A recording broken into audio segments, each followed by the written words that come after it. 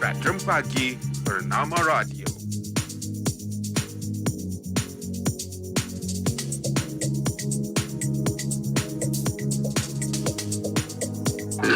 Temu Buah Radio. Okey, baik. Assalamualaikum dan selamat pagi. Untuk waktu ini kita teruskan dalam Temu Bual Radio. Kita nak bercerita tentang banjir sebenarnya. Ya.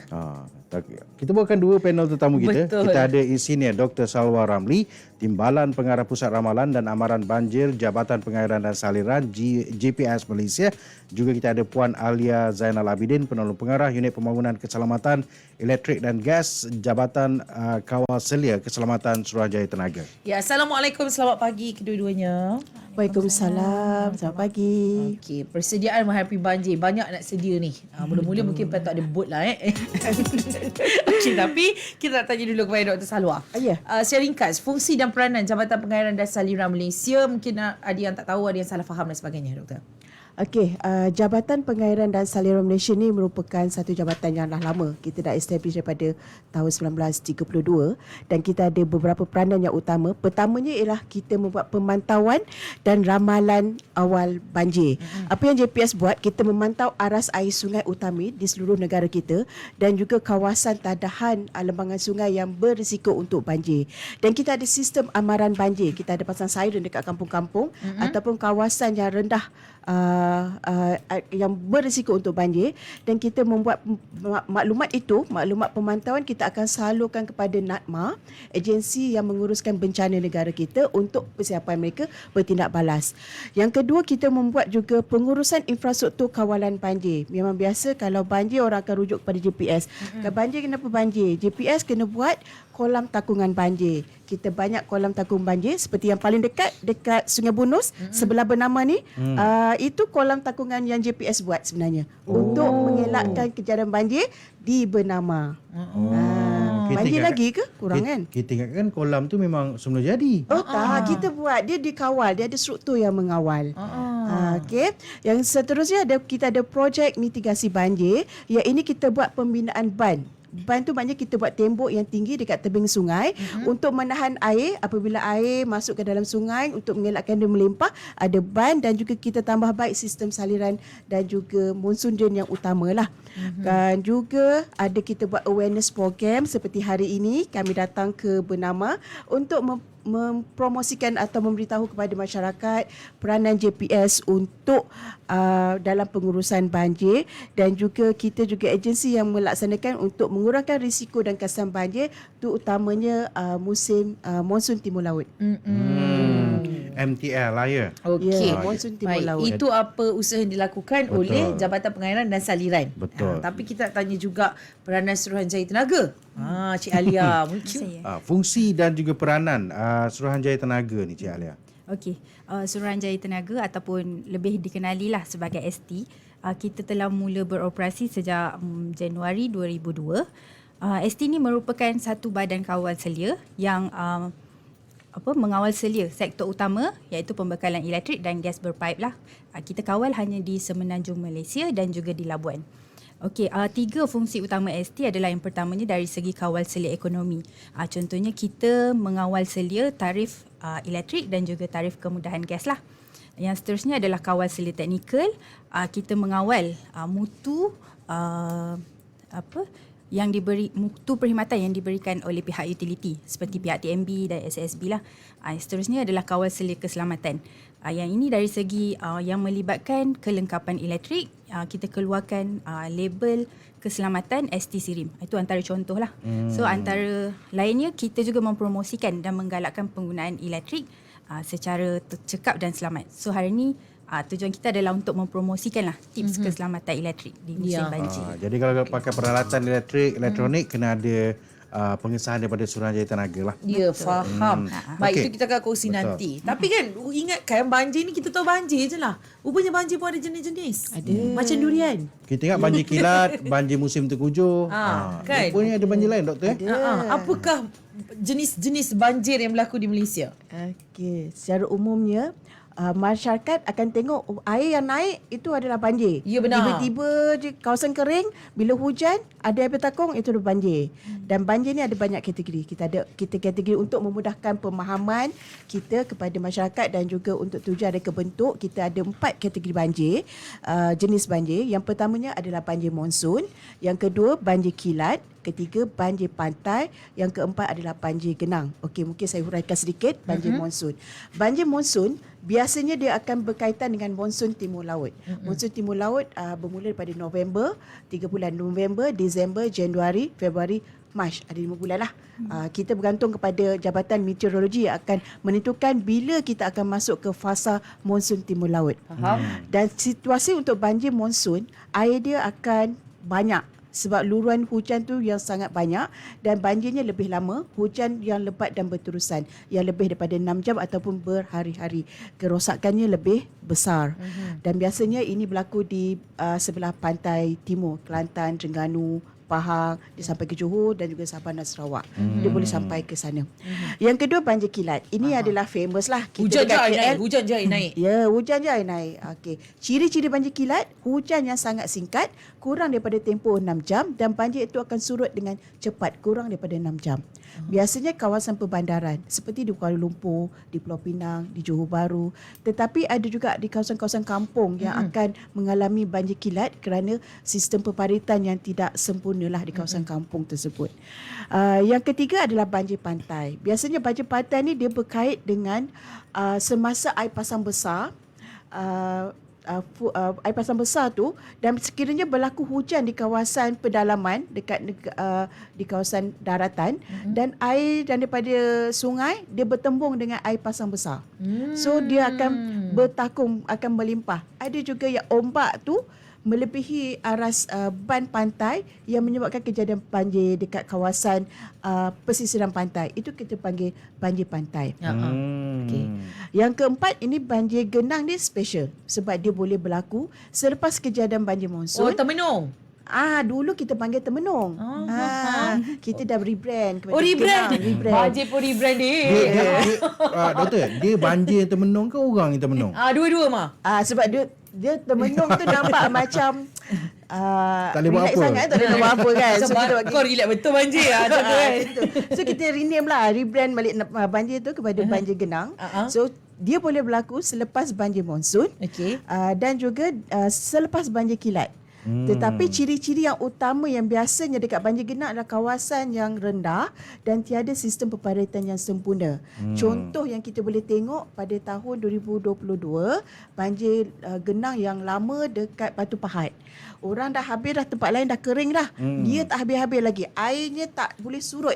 So perlu bantuan pam untuk keluarkan air daripada kawasan banjir tersebut. Banjir tu tak boleh move on, doktor Ya, banjir pun tak nak move on. Tu sebab kita panggil dia genang. Oh, maksud sekali kita kena bagi tahu netizen mah dah tak ada banjir menung. Yang ada banjir genang. Okey. Baik, itu jenis-jenis banjir. Apa pula peranan Suruhanjaya Tenaga berkaitan dengan banjir ni? Okey, seperti yang saya sebut tadilah. Nak kena chop juga ke, Cik? Yang ni tak payah. Tak payah chop Okey, antara skop kawasan ST adalah berkenaan dengan keselamatan lah. Dan seperti yang kita tahu, banjir ni, bila banjir tu macam banyaklah kesan negatif ataupun kesan yang memudaratkan. Antaranya boleh berlaku kerosakan pada perpasangan elektrik lah. So macam mana kita kata kerosakan pada perpasangan elektrik? Contohnya pencawang elektrik ataupun bilik-bilik suis yang ada barang-barang perpasangan elektrik seperti alat ubah boleh rosak bila banjir. Selain itu, bila ada talian atas yang bawa kabel elektrik tu pun boleh berkemungkinan untuk putus dan jatuh ke tanah lah. Selain itu, boleh menyebabkan tiang elektrik pun tumbang. Dan bila berlakunya perpasangan elektrik yang rosak ni boleh menyebabkan bekalan elektrik kita terputus dan kadang-kadang boleh terkesan kepada kita lah yang pengguna di rumah. Dan lebih malang lagi apabila renjatan elektrik boleh berlaku sekiranya orang awam tadi pegang perpasangan elektrik yang dah rosak tadi, yang terdedah, yang masih bertenaga, ataupun kadang-kadang ada dekat lopak air, ada wayar elektrik yang putus dan diorang terpijak kat situ. So bahayalah sebab air ni adalah pengalih elektrik yang baiklah.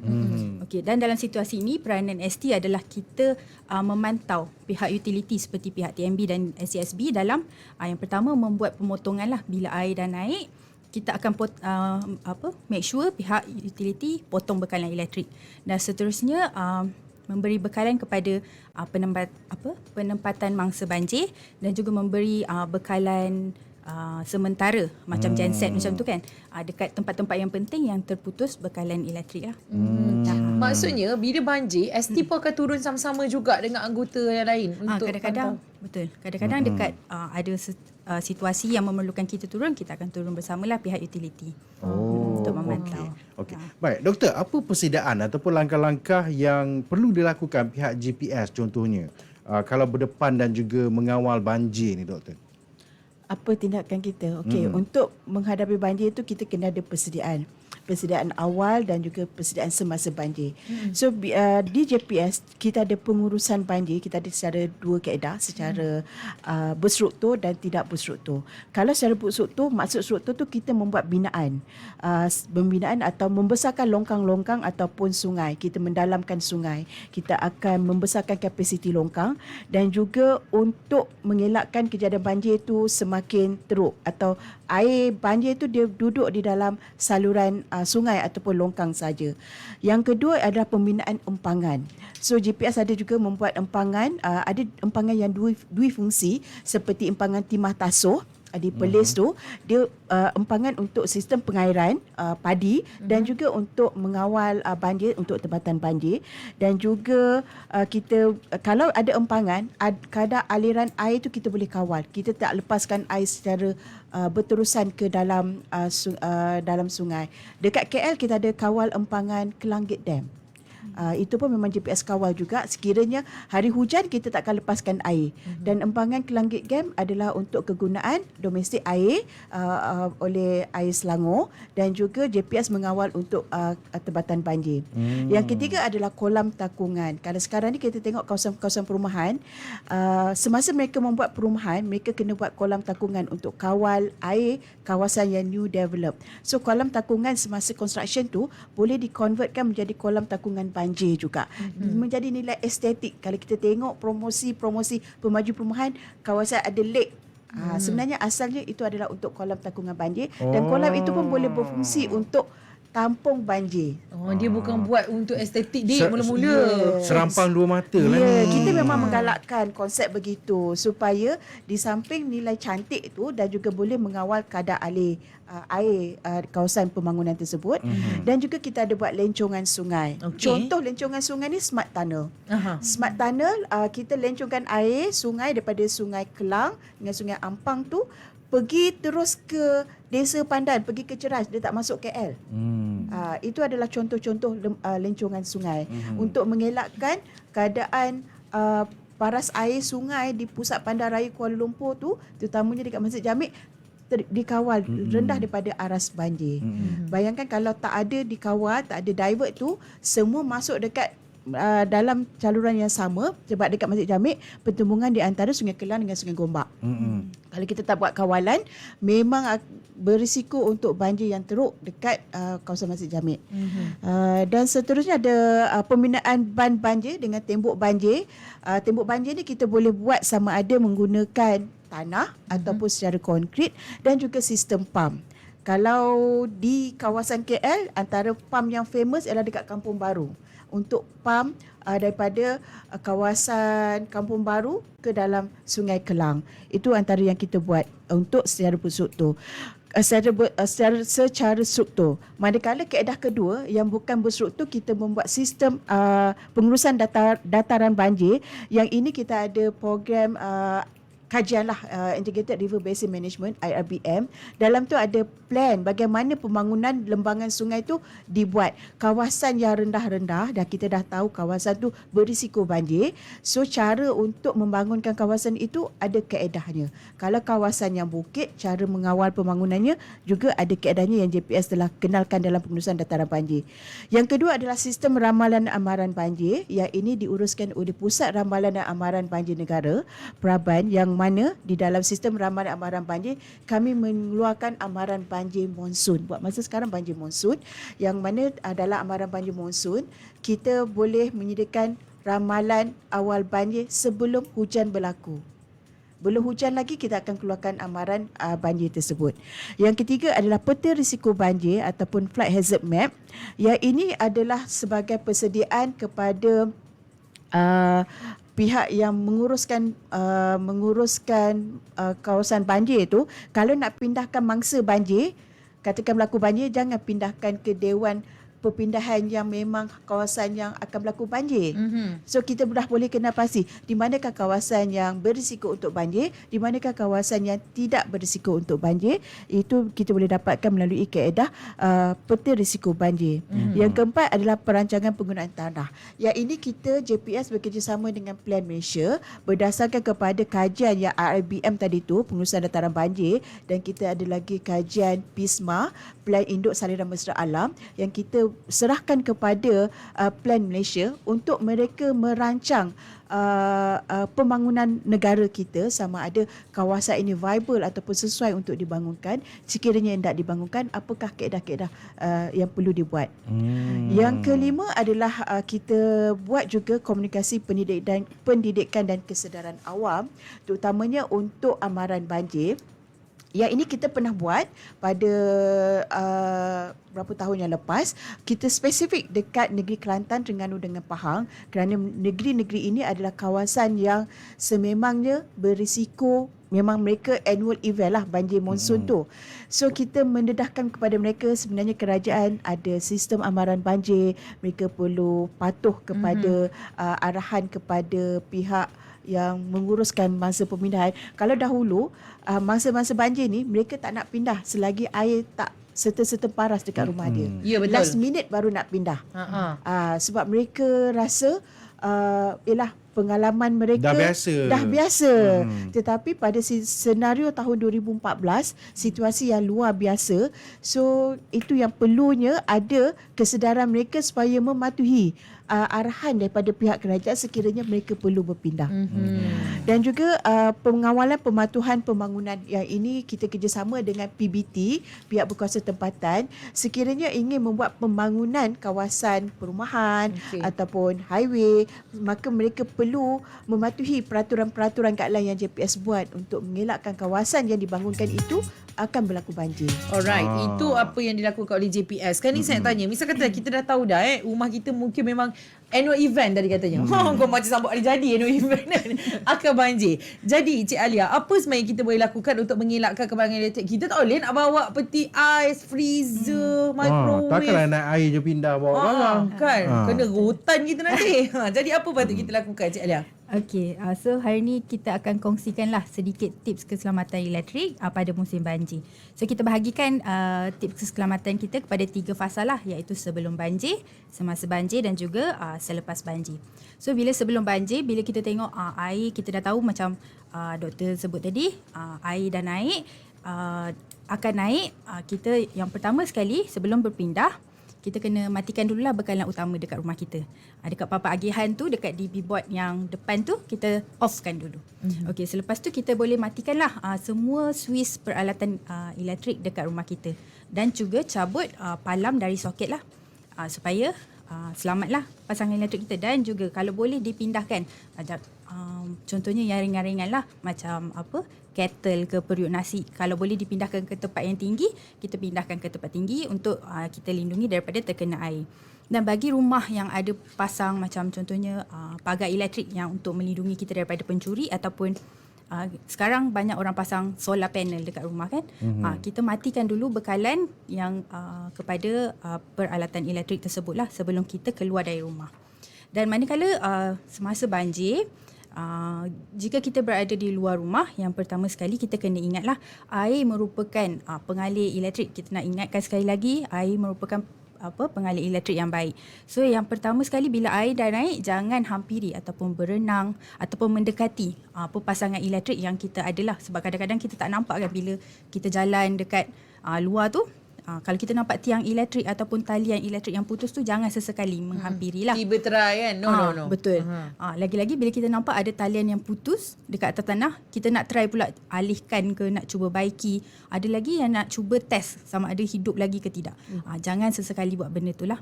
Okey, yang seterusnya, elakkan daripada memijak lopak. Sekiranya ada lopak air, dan juga ada kabel elektrik sebab kita takut kabel tu masih bertenaga dan boleh menyebabkan renjatan lah kepada kita. Dan seterusnya kalau kita masih memandu kenderaan, boleh memandu kenderaan lagi dan kita nampak talian elektrik tu merentangi jalan. Jangan memandu kenderaan kita merentasi tiang kabel elektrik tersebut lah. Sebaliknya kalau kita nampak itu, kita laporkan kepada pihak berkuasa sama ada kepada ST ataupun kepada pihak utility lah, TMB ataupun SSB untuk tindakan pembaikan ataupun penutupan bekalan di kawasan tersebut. Manakala kalau kita dalam rumah pula, air tengah naik, masa tu jangan sesekali kita cuba untuk onkan switch ke ataupun apa-apa peralatan elektrik dekat rumah kita tu lah.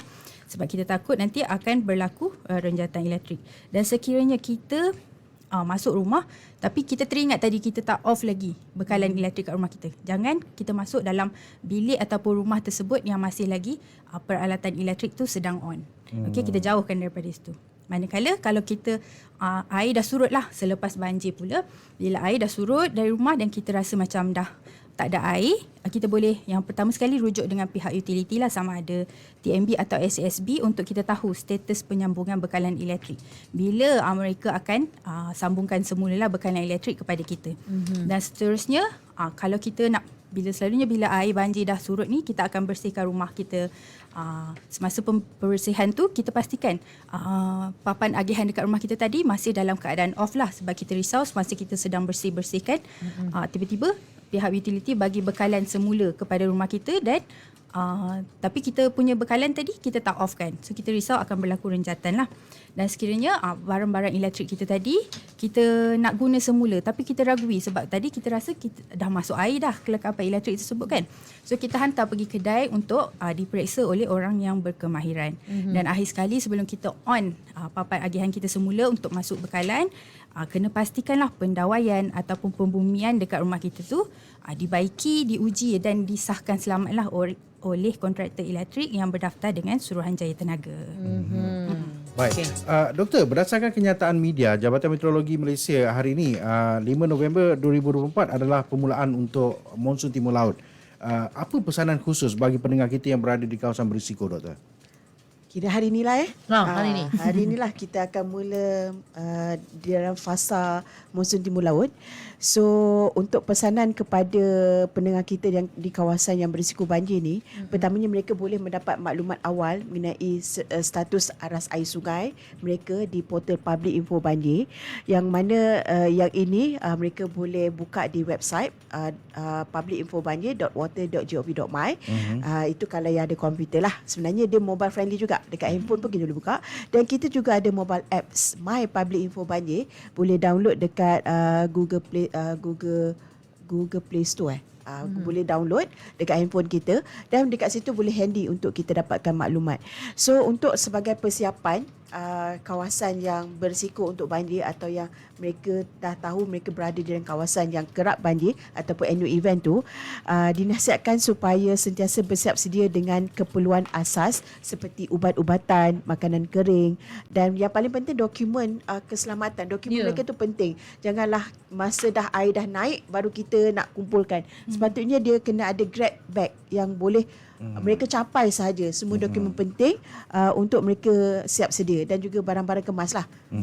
Barang kemas jangan dilupa. Ya, barang kemas sebab sangat penting kan? untuk dijaga barang Tolong kemas itu. jangan pakai pula banyak melayut sampai ke siku. Itu dah macam perisai, bukan? Simpan di tempat yang elok. Simpan di tempat yang elok dan bawa bersekali lah. Jangan ditinggal pula, kan? Okey. Itu antara yang perlu dilakukan untuk kita bersedia dengan banjir. Jadi untuk pesanan terakhir Suruhanjaya Tenaga kepada pengguna, silakan Puan Alia. Okey, so ST sekali lagi kita nak ingatkanlah orang ramai agar berhati-hati di musim banjir ni dan yang paling penting, ingat air itu adalah pengalih elektrik yang paling baik dan jauhi diri kita daripada perpasangan elektrik. Dan seterusnya kalau orang awam ada nak buat aduan ataupun laporan ke berkenaan dengan kecacatan pada perpasangan utility, boleh adukan kepada kita melalui sistem e-aduan pada laman web ST ataupun boleh hubungi ST di talian 03-8870-8500 ataupun boleh pergi di social media platform kita. Kita ada di Facebook dengan nama Suruhanjaya Tenaga _Energy Commission of Malaysia. Kita juga ada Instagram, Twitter, X, TikTok sama kan? Aha. Dengan nama ST_Malaysia. Dan untuk makluman lanjut boleh layari laman web ST lah, www.st.gov.my. Dan akhir sekali, pesanan ni baru betul pesanan lah. Berhati-hati di musim banjir. Utamakan keselamatan anda dan keluarga. Jadilah bijak tenaga. Think safety, think ST. Okey, Cik ada sikit lagi. Selalu kan lepas banjir kita dah masuk rumah. Okey, masuk rumah kita dah dapat balik bekalan elektrik. Betul. So macam mana kita nak try semua plug tu? Ke kita jangan, kita kena panggil orang yang pakar. Maksudnya macam mana nak bersihkan rumah? Ke dia ada cara untuk kita check boleh pakai ke tak? Kita memang sarankan untuk panggil kontraktor elektrik yang berdaftar lah. Sebab kita tak tahu benda tu basah ke ataupun kering lagi kan. So memang boleh. Dia tak boleh agak-agak. Dia tak boleh jangan. no, don't touch. Betul. Sebab bahaya elektrik ni kita tak boleh nampak, tak boleh hidu semua. So kita panggil kontraktor elektrik lah yang layak untuk periksa dekat rumah kita lah. Okey, itu yang terbaik Betul. Kita nak borak panjang lagi sebenarnya, tapi waktu tak mengizinkan lah. Minta tolong lepas ni sejam Boleh. tak live. Boleh. Tapi sekalipun rujuklah ke GPS dan juga ST di laman media sosial Ya, masing-masing. pujian perlu diberikan kepada Public Info Banjir sebab sangat membantu. Alhamdulillah. Sebab kita kerja pagi kan, Doktor. Ya. Masuk kerja pukul 5 tu, kita memang dah boleh dapat update tu, kita boleh sampaikan terus Betul. kepada Betul. para pendengar. So memang sangat membantu tau. Power, babe. Yeah. Boleh, nanti boleh live dekat control center. Kita Boleh suka. tengok macam mana kita beroperasi di situ. Dah macam LLM. Sama boleh lah kan? juga. Boleh lah. betul. Cantik lah, orang Najat takkan tak datang. Dia berkait-kait tu. Cantik lah tu. Cantik lah, takkan tak. Okey, tapi itu je waktu yang kita ada, Amar. Betul. Baik, kita ucapkan terima kasih kepada dua tetamu kita, Insinyur Dr. Salwa Ramli, Timbalan Pengarah Pusat Ramalan dan Amaran Banjir Jabatan Pengairan dan Saliran GPS Malaysia, juga Cik Alia Zainal Abidin, Penolong Pengarah Unit Pembangunan Keselamatan Elektrik dan Gas Jabatan Kawal Selia Keselamatan Suruhanjaya Tenaga. Terima kasih. Terima kasih kepada kedua-duanya, dan untuk anda ini saja waktu yang kita ada. Kita akan kembali lagi esok kan, Amar? Betul. Ke esok tak datang ni? Ah, Tak datang kan? siapa? Kita. Kena gaut. Jahatlah dia ni. Okey, terus dengarkan kami selepas ini bersama dengan rakan beraju seterusnya. Saya Raifah Zulkifli. Saya Ahmad Yusof. Assalamualaikum. Bye. Temu Buah Radio.